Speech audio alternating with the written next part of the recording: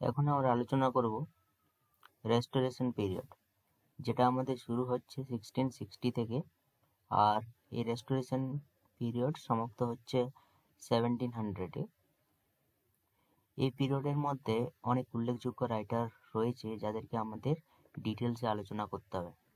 যেসব রাইটারগুলোকে রেড কালারে point out করা রয়েছে সেই সব রাইটারগুলোকে আমরা ডিটেলসে এই ভিডিওর মধ্যে আলোচনা করব। বাকি রাইটারগুলো সম্বন্ধে হালকা আমরা ইনফরমেশন কালেক্ট করব। ওকে, তো প্রথম রাইটার হচ্ছে উইলিয়াম উইচার্ডলি, এরপরের George Etherege, Aphra Behn, William Congreve, John Dryden, Samuel Butler, John Bunyan, John Locke, Samuel Pepys and Thomas রাইমার।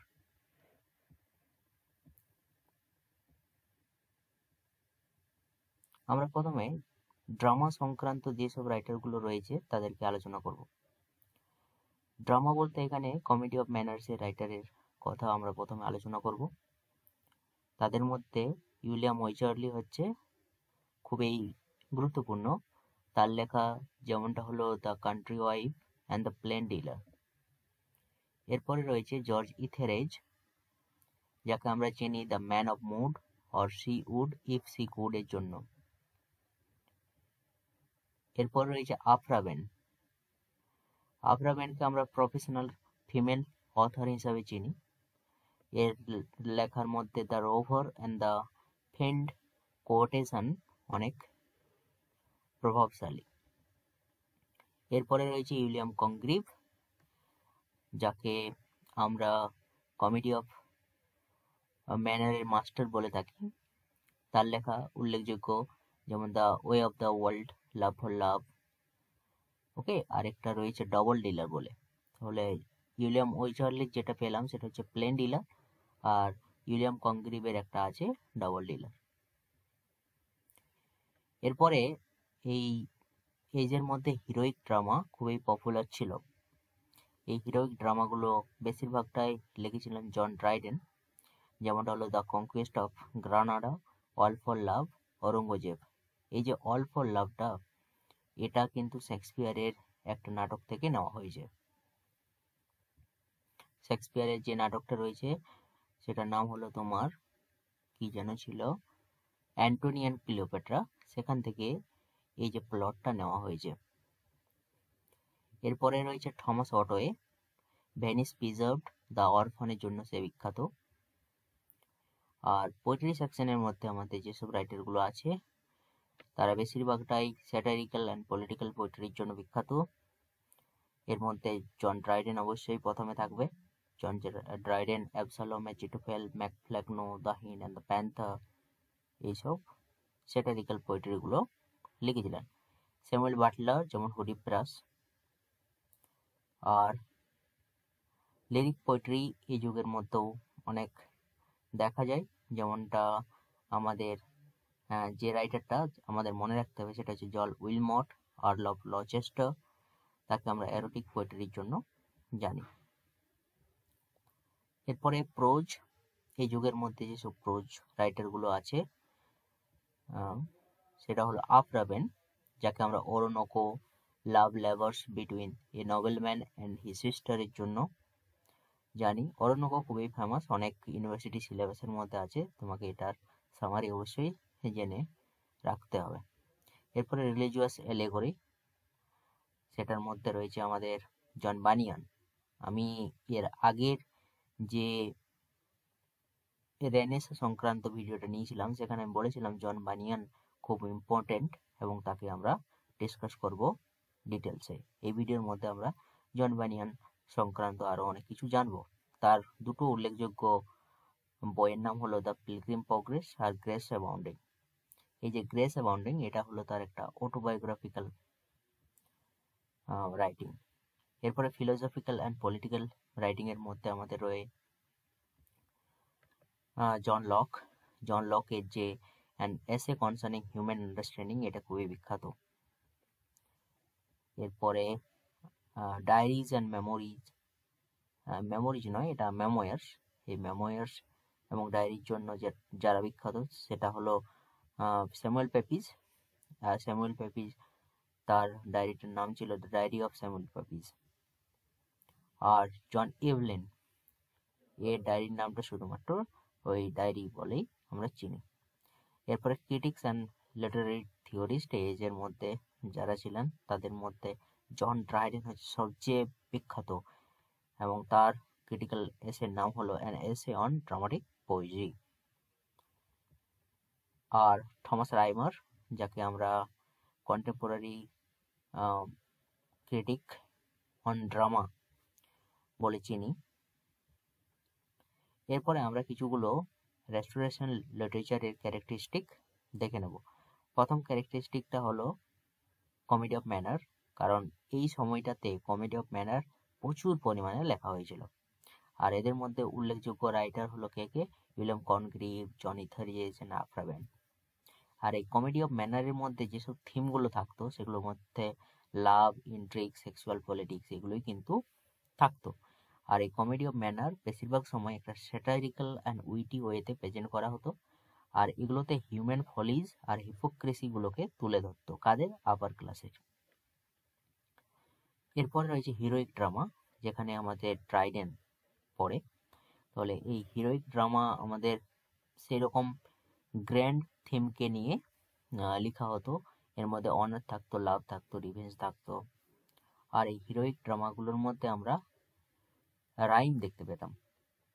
R John Dryden এই হিরোইক ড্রামার খুব বড় একজন ফিগার। তার লেখা কনকুয়েস্ট অফ গ্রানাডা অনেক বিখ্যাত। এরপরে রেস্টোরেশন পোয়েট্রি, এই এজের মধ্যেই আমাদের খুব ভালো একটা রিফ্লেকশন দেখতে পাই। তার মধ্যে স্যাটারিক্যাল অ্যান্ড ডাইরেক্টিক পোয়েট্রি কিন্তু পড়ে এই রেস্টোরেশন পোয়েট্রির মধ্যে। আর এখানেও কিন্তু জন ড্রাইডেন খুবই উল্লেখযোগ্য ভূমিকা পালন করে, এবং তার অ্যাবসালম, চিটোফিল অথবা হাইড অ্যান্ড দ্য প্যান্থার আর স্যামুয়েল বাটলারের যে হুডিপ্রাস এগুলো কিন্তু খুবই উইটি অ্যান্ড শার্প ক্রিটিসিজমের জন্য বিখ্যাত। প্রোজ, এই যুগে যে নোটেবল প্রোজ রাইটার যারা সায়েন্টিফিক বা ফিলোসফিক্যাল ডিসকোর্সের মধ্যে লেখালেখি করেছিল তাদের মধ্যে জন লক হচ্ছে, স্যামুয়েল পেপিজের ডায়েরিগুলো হচ্ছে, অথবা জন বানিয়ানের পিলগ্রিম প্রোগ্রেস, সেটাও কিন্তু এক ধরনের রিলিজিয়াস অ্যান্ড ফিলোসফিক্যাল থটকে নিয়ে লেখা। এরপরে আমরা এই যুগের মধ্যে যেসব মেজর ইভেন্টগুলো হয়েছে সেগুলোকে হালকা জানবো। প্রথম ইভেন্টটা হচ্ছে দ্য গ্রেট প্লেগ, এটা আমাদের হয়েছিল 1665-এ। আর the great fire of London, এই দুটো ডেটেই কিন্তু মনে রাখবে, পরীক্ষাতে বারবার আসে। Great fire of London 1666।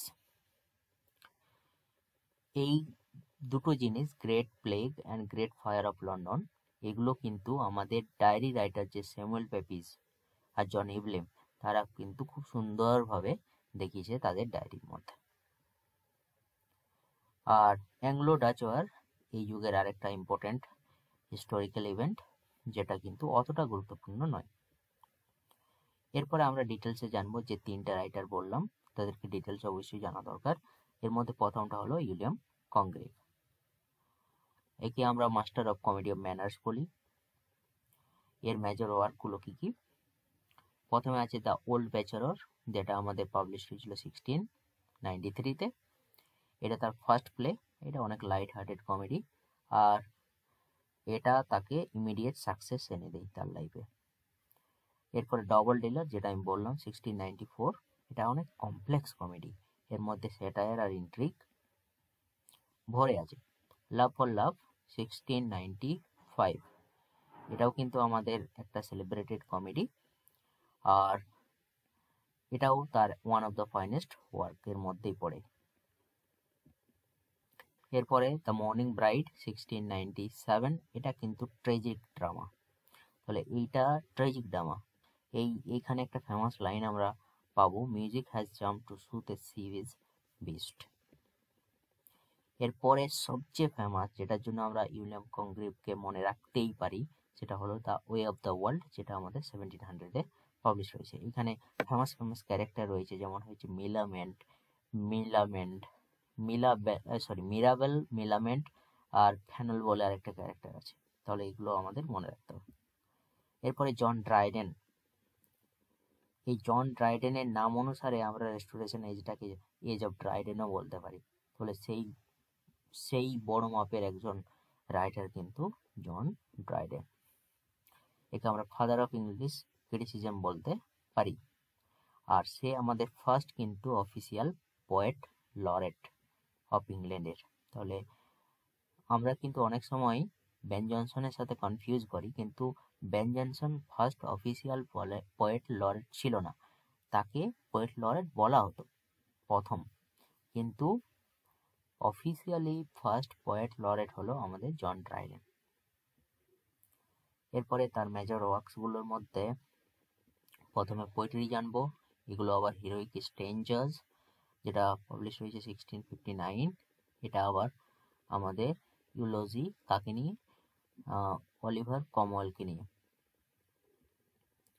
আর তারপরে আছে এস্ট্রিয়া রিডাক্স 1660, এটা আবার চার্লস টুকে সেলিব্রেট করার জন্য, চার্লস টু এর যে রেস্টোরেশন টু দ্য মনার্কি সেটা সেলিব্রেট করার জন্য এই পয়েমটা লেখানো হয়েছে।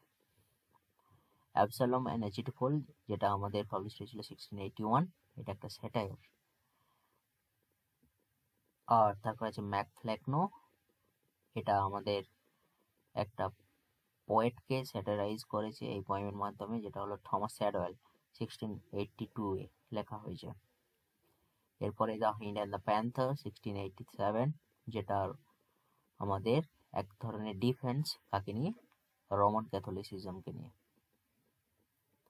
এরপরে ড্রামার মধ্যে রয়েছে ম্যারেজ এ লামোর 1672। তারপর রয়েছে অল ফর লাভ, এটা কিন্তু অনেক ফেমাস, বললাম না অ্যান্টোনিও ক্লিওপেট্রা থেকে নেওয়া হয়েছে শেক্সপিয়ারের, সেটা কিন্তু ড্রামাটিক মাস্টারপিস কার, 1677 জন ড্রাইডেনের। এরপরে প্রোজ অ্যান্ড ক্রিটিসিজম, তাহলে প্রোজ অ্যান্ড ক্রিটিসিজমের জন্য আমাদের মনে রাখতে হবে অ্যান এসে অফ ড্রামাটিক পোয়েজি, যেটা 1668-এ পাবলিশড হয়েছিল।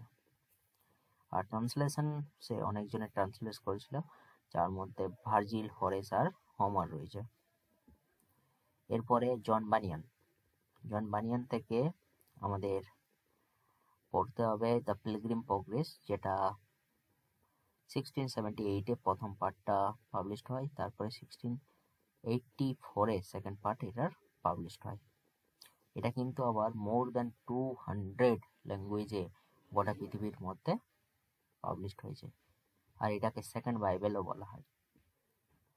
এরপরে গ্রেস অ্যাবাউন্ডিং রয়েছে, যেটা আমাদের autobiographical sketch 1666। Okay, I think আজকে এই অবধি। হ্যাঁ, আরেকটা আছে যা life of and death of mister Batman 1680।